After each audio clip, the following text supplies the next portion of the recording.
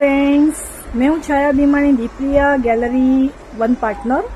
और इस वीडियो के अंदर हमारे हम तीन पार्टनर्स मिलकर एक वीडियो रेडी कर रहे हैं जिस टॉपिक का नाम है कि मार्केट प्लेस पर जो हम सेल कर रहे हैं उससे न्यू सप्लायर्स आबाद हो रहे हैं या बर्बाद।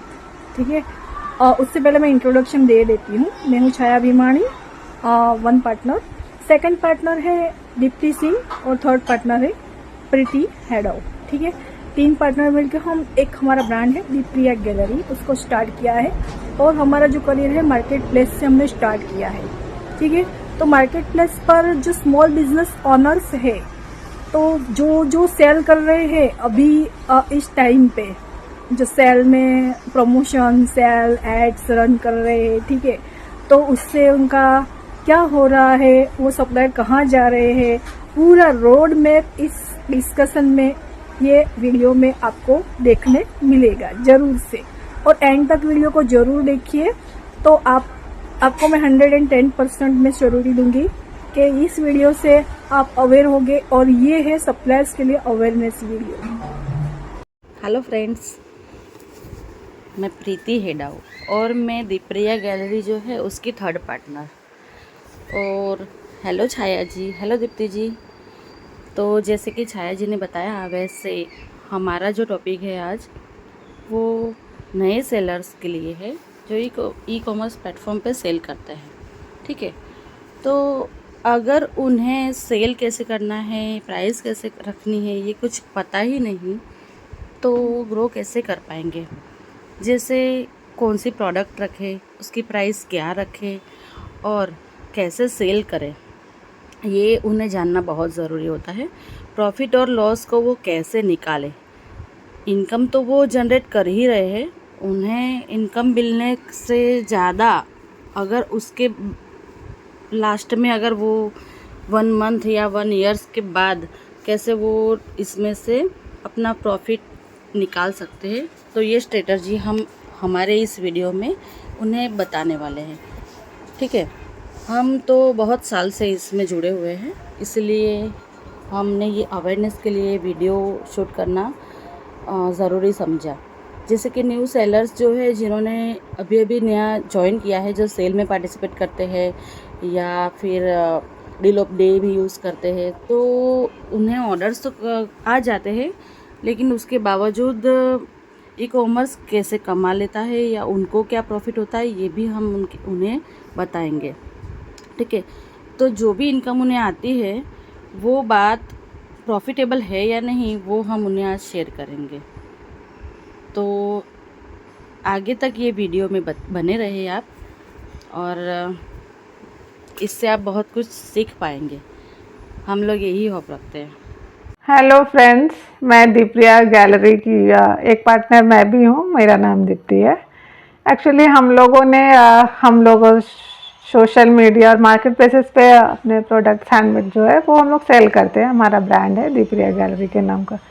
तो हम लोगों ने एक प्रॉब्लम एड्रेस किया कि सबको लगता है कि मार्केट प्लेसेस पे जो इतने भी सेलर्स है, और इवन कस्टमर के पॉइंट ऑफ व्यू से भी मुझे दो प्रॉब्लम नज़र आई। एक तो सेलर्स जो बहुत सारे सेल चल रहे हैं, जो 9 रुपीज़ से लेके अंडर 100 में जो भी प्रोडक्ट सेल हो रहे हैं, तो उसमें सेलर को क्या प्रॉफिट होता है? वो हमारा शिपिंग चार्जेस जाते हैं, वो मार्केट प्लेसेस के चार्जेस है, तो उसमें आपको क्या प्रॉफिट हो रहा है? आप बस क्या कर रहे हो, बस अपने प्रोडक्ट को उसमें सेल में अभी निकाल दे रहे हो, वो बिक गया, बट वो रिटर्न्स भी आते हैं, आपने अपना मार्जिन उसमें ऐड ऑन नहीं किया, लॉजिस्टिक्स लगता है, आप जब कुछ प्रोडक्ट वो मंगवाते हो उसके चार्जेस जाते हैं, बहुत सारे हम लोग एम्प्लॉय रखते हैं उसके चार्जेस होते हैं। तो आप कैसे उसमें अपना प्रॉफिट मार्जिन निकाल पा रहे हो? मुझे तो ये नहीं समझ में आ रहा। और इवन मैं एज अ कस्टमर के पॉइंट ऑफ व्यू से भी बोलना चाहूँगी, जो कस्टमर्स लोग थोड़ा सेलर्स के बारे में भी सोचिए, जो आप लोग तुरंत जैसे अगर कुछ प्रॉब्लम है तो आप प्रोडक्ट रिटर्न करते हो या फिर रिप्लेस करते हो, तो वो सही है। बिना बेवजह करने से सेलर को कितना नुकसान होता है, आप कभी उस पॉइंट ऑफ व्यू से सोच के देखिए। हमें रिवर्स शिपिंग चार्जेस लगते हैं, फिर मार्केट प्लेसेस हमारे ऊपर पेनल्टी लगाते हैं। तो ऐसी बहुत सारी बातें हैं जो हम लोग नेक्स्ट सेशन में भी कंटिन्यू करेंगे। Thank you. जी हाँ, बिल्कुल सही कहा आपने, बिल्कुल 100% सही बात है।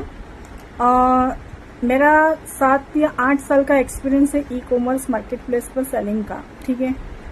और 7 या 8 तो मैं अभी जस्ट कोविड के बाद की बात कर रही हूँ, लेकिन कोविड से पहले मैं 5 साल, यानी टोटल मेरा ऑनलाइन सेलिंग का एक्सपीरियंस बोलो तो 12 साल का है, ठीक है।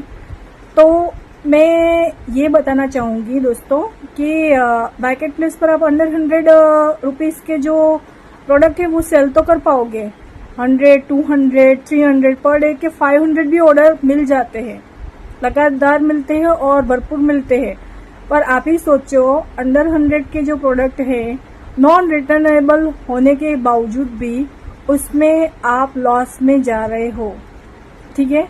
क्यों पता है? क्योंकि देखो, मैं पूरा कैलकुलेशन नेक्स्ट वीडियो में कवर करूंगी। कैलकुलेशन वीडियो देखना हो तो नेक्स्ट वीडियो देखना और हमारे चैनल को सब्सक्राइब करना नेक्स्ट वीडियो के लिए, जो मैं पूरा आपको कैलकुलेशन दिखा दूंगी। देखिए, पहले ये बात समझिए कि अंडर 100 के जो प्रोडक्ट है, ठीक है, वो आप समझो कि 90 रुपीज में सेल किया, 10 गए, उसमें से 1 रिटर्न आया, तो पूरा आपका प्रॉफिट है वो निकल गया एक ही रिटर्न में। समझ गए? आपने बिल्कुल सही बात कही छाया बहन। एक्चुअली आपका तो 10 से 12 साल का एक्सपीरियंस है, तो आप ये बातें बता सकती है। न्यू सेलर्स तो बहुत इतनी बड़ी मिस्टेक्स कर रहे हैं, इतने कम प्राइस में। वो आप इससे क्या करोगे, आप ज़्यादा दिन तक सस्टेन नहीं कर सकते हो फिर ई कॉमर्स में। कुछ दिन में आपको अभी लग रहा होगा कि मेरे तो बहुत सारे प्रोडक्ट सेल हो रहे हैं, लेकिन जब आप चेक करोगे डेटा तो समझ में आएगा कि आप तो लॉस में जा रहे हो। 5 महीने, 6 महीने, मैक्स टू मैक्स 1 साल के बाद आप उसे छोड़ दोगे। आप इतना प्राइस कम कर रहे हो, उससे क्या कर रहे हो? आप सिर्फ और सिर्फ अपना लॉस कर रहे हो, बाकी सारे सेलर्स का भी लॉस कर रहे हो इतना प्राइस डाउन करने के बाद।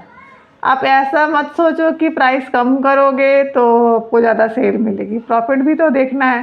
प्राइस ख़राब करके सबका नुकसान हो रहा है। प्रॉफिट किसका हो रहा है? सिर्फ मार्केट प्लेस का। वो सस्ते में सामान निकाल रहे हैं, आपसे भी कमा रहे हैं, कस्टमर से भी ले रहे हैं, हमें कुछ नहीं मिल रहा, सिर्फ लॉस हो रहा है। तो प्लीज़ सेलर्स, आप एक साथ मिलके काम कीजिए, सबको सपोर्ट कीजिए। ये मत सोचिए कि मैं उसका सेल ले लेता हूँ, मैं उसका सेल ले लेता, उससे कोई प्रॉफिट नहीं जनरेट कर पाएगा। हर चीज़ में एक एकता रहना बहुत ज़रूरी है, तभी हम लोग कहीं पे भी सर्वाइव कर सकते हैं। एक दूसरे का फ्रेंड समझिए, ना कि दुश्मन की भाई वो मेरा कॉम्पिटिटर है। ऐसे हम लोग सर्वाइव नहीं कर पाएंगे। अब और कोई ऑप्शन नहीं है हमारे पास, एक दूसरे को सपोर्ट करना ही होगा, तभी हम लोग आगे बढ़ सकते हैं। ये तो स्मॉल सेलर सर्वाइव नहीं कर पाएगा। जी बिल्कुल, मैं आप दोनों की बात से ना 100% एग्री हूँ, क्योंकि जो स्मॉल बिजनेस ओनर है और जो नए सेलर हैं उनको ये प्राइस स्ट्रेटजी पता ही नहीं है। वो क्या करते हैं, सेल बढ़ाने या व्यूज़ के चक्कर में ना वो अपना ही घाटा कर बैठते हैं, और फिर एंड में अगर वो जो लॉस कर बैठते हैं ना उसको वो कवर भी नहीं कर पाते हैं, और लास्ट में उनको है ना अलविदा करना पड़ता है मार्केट प्लेस को। अगर ऐसा ना हो, इसलिए हमने ये हमारे खुद के एक्सपीरियंस की बलबूते पे हमने ये वीडियो बनाने के लिए मतलब सोचा, अवेयरनेस, सप्लायर को अवेयर करने के लिए, ठीक है। तो वो प्राइस स्ट्रेटजी क्या है कि प्राइस ऐसे रखिए जिसका फ़ायदा सारे सेलर्स को हो और आपको खुद को भी हो, ठीक है। तो जिससे कोई भी इसमें किसी को भी लॉस ना हो, ठीक है।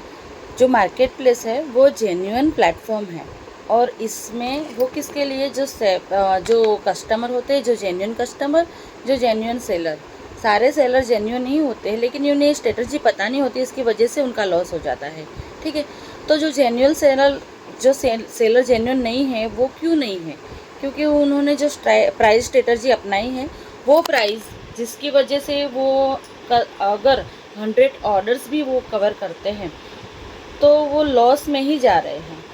तो 100 ऑर्डर्स आने के बजाय अगर वो 10 ऑर्डर्स भी लाते हो और प्रॉफिटेबल हो तो उसका फ़ायदा उनको भी हो और सबको भी हो, ठीक है। तो ये जो है मार्केट प्लेस, इस पे अगर लिस्टिंग करते हो तो प्राइस स्ट्रेटजी को ध्यान में रख के आप कीजिए, ठीक है। मैं इतना ही कह रही हूँ। फिर कुछ सेलर्स कहेंगे अगर 20 रुपीज़ का 30 रुपीज़ का हमको होलसेल प्राइस पड़ रहा है तो उसको 100 रुपीज़ में सेल करेंगे, यानी 5 गुना ज़्यादा मार्जिन रख के, ठीक है। तो उसमें हम प्रॉफिट में ही है ना। पर दोस्तों, अंडर 100 के प्रोडक्ट सेल करना यानी मार्केट प्लेस की फीस आप देखो, ठीक है। पहली बात करें तो मीशो में देखो मार्केट प्लेस की फी नहीं है, बट रिटर्न होता है ना, तो अभी रिसेंटली 163 रुपीज़ चार्ज होता है रिटर्न का। तो आपका 20 रुपीज़ का प्रोडक्ट और सामने आपका रिटर्न चार्ज है 163 रुपीज़, ठीक है। तो आप कैलकुलेशन करके देखिए, जो डिफरेंस पड़ा कितना, 140 का लॉस कर रहे हो। प्रोडक्ट आपको मिल गया, ठीक है। दूसरी बात, वो प्रोडक्ट डैमेज होके आती है, वो कोई काम का नहीं होता रीसेल करने के लिए, वापस तो आपको सेल करना है, तो वो कोई काम का प्रोडक्ट नहीं रहता, ठीक है। आरटीओ होता है तो उसकी अलग बात है, लेकिन रिटर्न की बात कर रही हूँ। रिटर्न में आपको 10 प्रोडक्ट जाता है, सिर्फ एक ही रिटर्न होता है। अगर नॉन रिटर्न प्रोडक्ट है, जैसे कि फ्लिपकार्ट पॉलिसी दे रहे हैं no return policy under 100 rupees की, ठीक है, इसमें मेल डालकर रिटर्न होता है। अगर कस्टमर डोंट लाइक में रिटर्न करेगा ना तो वो नहीं होता, लेकिन कस्टमर उसे डैमेज करके रिटर्न करेगा जानबूझ के, समझ गए। और जैसे मैंने जेन्युइन सप्लायर की बात की, वैसे मैं जेन्युइन बायर्स और कस्टमर की भी बात करती हूँ कि बहुत सारे कस्टमर भी जेन्युइन नहीं होते। वो कैसे नहीं होते, जैसे कोई ना टेस्टिंग के लिए ही ऑर्डर करते हैं, कोई चीज़ देखने के लिए, और ठीक है, और वो देख के उनको पसंद नहीं आती है तो वो रिटर्न कर देते हैं। उनको उसकी ज़रूरत भी नहीं होती, फिर भी वो उससे ऑर्डर करेंगे और फिर उसको रिटर्न कर देंगे। तो फिर उसका जो सही खर्चा, जो भी रिवर्स शिपिंग चार्जेस, वो किसको लगता है? सप्लायर को, सेलर को ही ना। इसी वजह से सेलर को ना सारी स्ट्रेटजी अपने हिसाब से देख कर ही प्राइस का पूरा लिस्टिंग में ध्यान रखना चाहिए, ठीक है। मार्केट प्लेस है वो अच्छा उसके तरीके से ही काम करने वाला है, वो ना सेलर्स को या ना बायर्स को, किसी को भी वो नहीं समझेगा। तो हम जो सेलर है, हमें ही यूनिटी बना के अपने।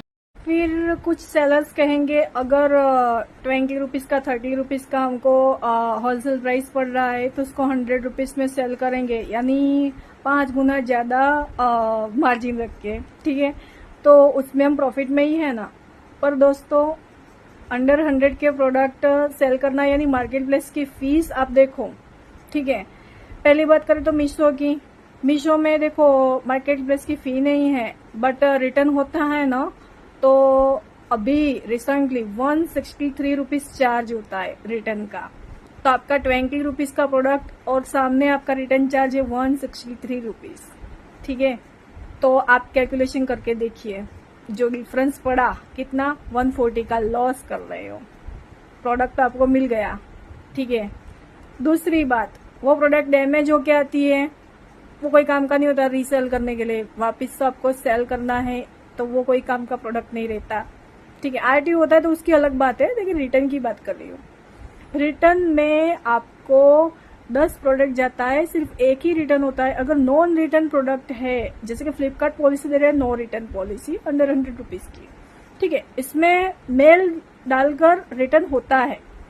अगर कस्टमर डोंट लाइक में रिटर्न करेगा ना तो वो नहीं होता, लेकिन कस्टमर उसे डैमेज करके रिटर्न करेगा और कुछ सेलर्स जो हैं, जैसे कि मेरे ग्रुप में ही थे पहले, वो भी फिलहाल मेरे ग्रुप में नहीं है, तो मैंने समझाया, हमने एक यूनिट बनाई है, ठीक है।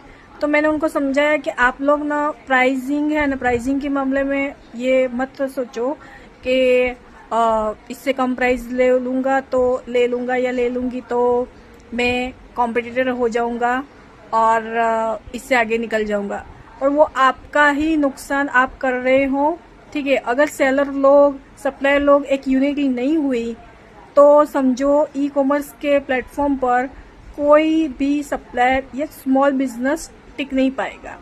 ठीक है, तो अगर लॉन्ग टर्म आपको मार्केट प्लेस पर अर्निंग्स करनी है और टिकना है तो आपको ये यूनिटी करना ही पड़ेगा कि प्राइसिंग में आप इतना गिर मत जाओ।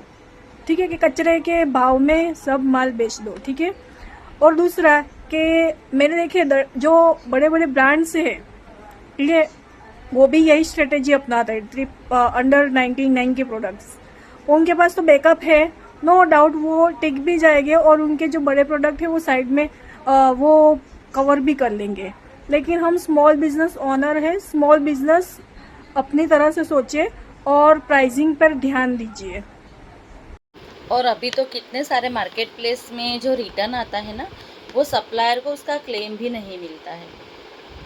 और जो भी प्लेटफॉर्म है जिससे भी हम सेल करते हैं, वो ना कस्टमर को, ग्राहक को कुछ भी उन्हें नहीं कह सकते, क्योंकि ग्राहक तो भगवान का रूप होते हैं। इसलिए वो उनके तरीके या रिटर्न करने के जो भी इश्यूज़ है उसको वो सॉल्व करेंगे, लेकिन इसका घाटा सप्लायर को होगा।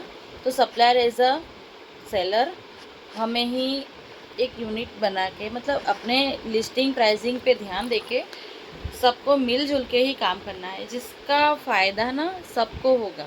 अगर एक हिसाब से प्राइसिंग होगी तो सेलिंग भी अच्छी होगी। ठीक है, फ़ायदा सबको ही होने वाला है।